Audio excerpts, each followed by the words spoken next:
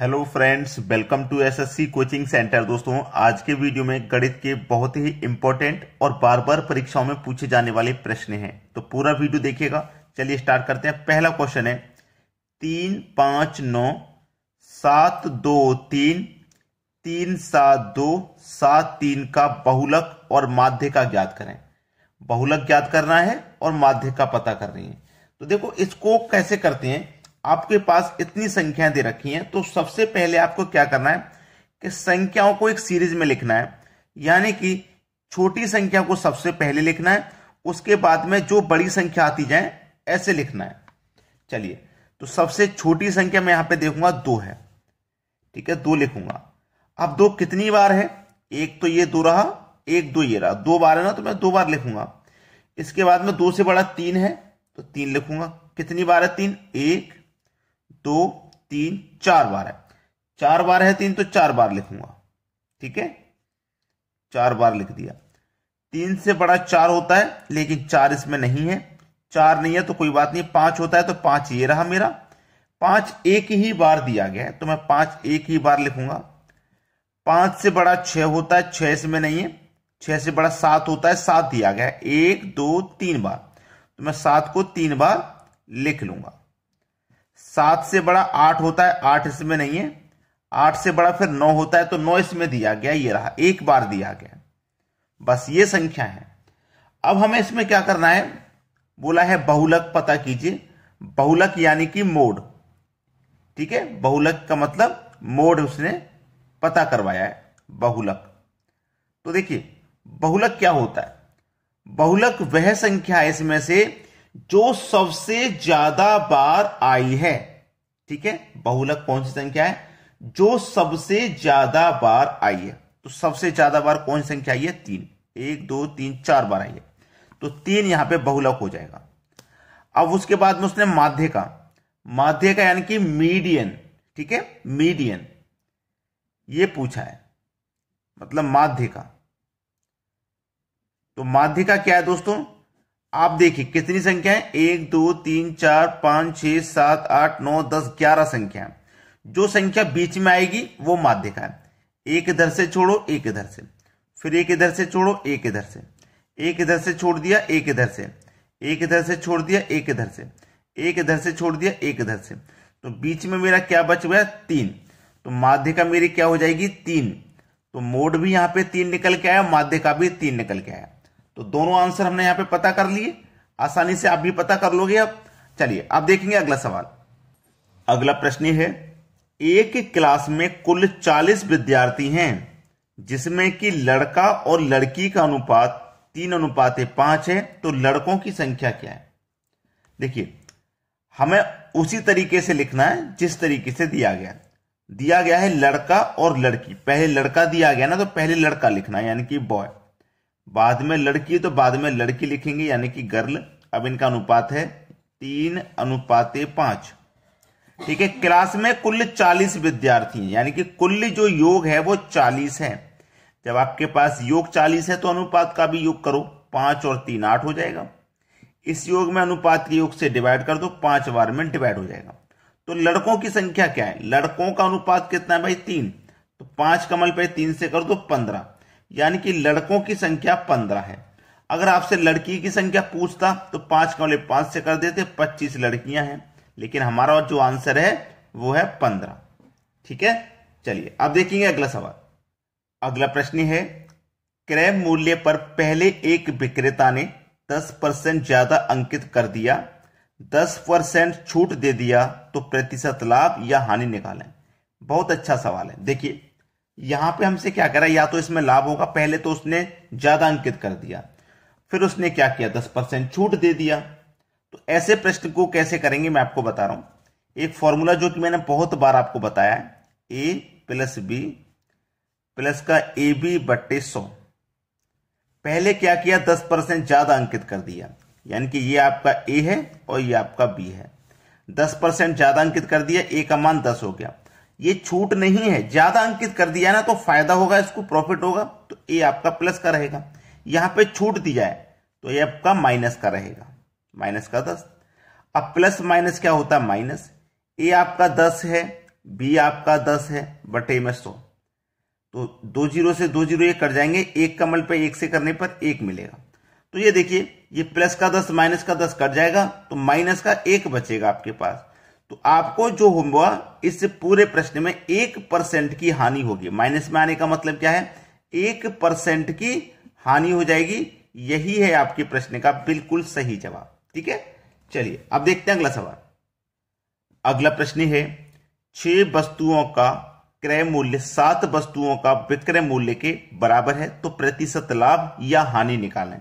चलिए बोला है 6 वस्तुओं का क्रय मूल्य मतलब कॉस्ट प्राइस, 7 वस्तुओं के विक्रय मूल्य यानी कि सेलिंग प्राइस के क्या है, बराबर है तो बराबर कर दीजिए।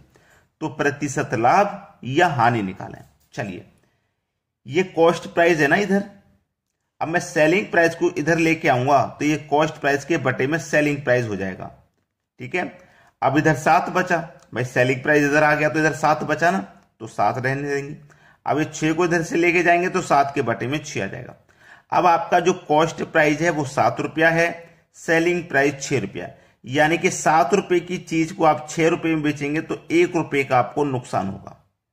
अब नुकसान हो चाहे फायदा हमेशा कॉस्ट प्राइस पर होता है, तो कॉस्ट प्राइस आपका 7 है और प्रतिशत के लिए आप 100 से मल्टीप्लाई कर देंगे। ठीक है, चलिए कटा दो, 7 से कटाऊंगा मैं इसको, तो कितनी बार में कटेगा ये, 7 एकम 7, 3 बचेगा 30, 7 चौक 28, 2 बचेगा 2 ऊपर बटे में 7।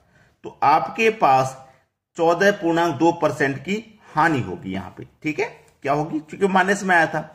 देखो 1 का मल्टीप्लाई मैं 100 से करूंगा 100 ही रहेगा, 7 से 100 को घटाऊंगा इतनी बार में कटेगा, तो मेरे पास 14.2/7% की हानि हो जाएगी। यही है प्रश्न का बिल्कुल सही जवाब। माइनस में आने का मतलब है हानि होगी और यहां प्लस में आने का मतलब है लाभ होगा। चलिए अब देखते हैं अगला सवाल। अगला प्रश्न है 16,800 रुपए का 6.1/4% की दर से 9 महीने का साधारण ब्याज क्या होगा। यह है आपका सवाल। चलिए मैं आपको पहले बता देता हूं, 9 महीने हैं या फिर दिन दिया जा सकता है। अगर आपको प्रश्न में दिन दिया जाए दिन, तो दिन को वर्ष में कन्वर्ट करने के लिए 365 से डिवाइड करेंगे। अगर प्रश्न में महीने दिया जाए महीने, तो वर्ष में कन्वर्ट करने के लिए 12 से डिवाइड करेंगे, क्योंकि 12 महीने मिलकर के एक वर्ष होता है और 365 मिलकर के एक बरस होता है। तो जब दिन दिया है तो एक साल में 365 दिन होते हैं, तो 365 से डिवाइड। महीने दिया गया है तो एक साल में 12 महीने होते हैं, तो 12 से डिवाइड। ठीक है, चलो साधारण ब्याज का जो फॉर्मूला होता है उसे मैं लिख देता हूं। सिंपल इंटरेस्ट बराबर PRT/100। P मतलब प्रिंसिपल आपका कितना है, 16,800। हमें ब्याज पूछ रहा है, यानी कि सिंपल इंटरेस्ट हमसे पूछ रहा है। प्रिंसिपल 16,800 है तो 16,800 लिख लेंगे। रेट हमारे पास ये रहा। ठीक है, रेट ये है 4 × 24, 24 में जोड़ देंगे 1 तो 25/4 हो जाएगा। ठीक है, रेट है हमारे पास 25/4। ठीक, ये हमारे पास रेट है। इनटू उसके बाद टाइम कितना, 9 महीने का, तो 9 लिखेंगे और इसको वर्ष में कन्वर्ट करने के लिए 12 से डिवाइड करेंगे। और फॉर्मूले में क्या होता है, बटे में 100, तो यहां पे बटे में 100 आ जाएगा। अब इसको हल कर लेंगे। देखो 2 जीरो से मैं यहां ये 2 जीरो कटा दूंगा, कट गया ना 2 जीरो से 2 जीरो। चलिए अब मैं क्या करूंगा, 4 से पहले इसको कटाऊंगा। 4 चौके 16, 4 दूने का 8, ये 42 बार में कट गया ना। चलिए अब कटाएंगे इसको हम, ये कटेगा 3 चौके 12, 3 एकम 3, 1 बचेगा 12, 3 चौके 12, ये 14 बार में ये कट गया। ठीक है, अब इनको यहां पे मल्टीप्लाई कर लीजिए, बस आपका आंसर आ जाएगा। चलिए यहां पे हम क्या करेंगे, 14 का मल्टीप्लाई 25 से करेंगे, फिर कितने से करेंगे, 9 से। तो 14 का पहले 25 से कर लो, 25 चौके 100, 100 का 0 कैरी का 10, 25 से कम 25 में 10 जोड़ दो 35, 350 हो जाएगा। फिर मल्टीप्लाई 9 से कर देना है। ठीक है, 9 का 0 में करेंगे 0, 9 पंजे 45 का 5 कैरी का 4, 9 तिया 27 में 4 जोड़ दो 31, 3150 हो गया ना। अब ये पूरी तीनों संख्याओं का मल्टीप्लाई हो गया, लेकिन बटे में डिवाइड में 4 था, तो 4 से आपको ये डिवाइड करना रहेगा, 4 से डिवाइड कर दो। ठीक है, चलिए 4 सत्ते 28, 3 बचेगा 35, 4 अट्ठे 32, फिर से 3 बचेगा, 30 हो जाएगा, 4 सत्ते 28, 2 बचेगा, नहीं जाएगा, 10 मतलब 20 हो जाएगा, 4 पंजे 20। तो ये आपका आंसर आ गया।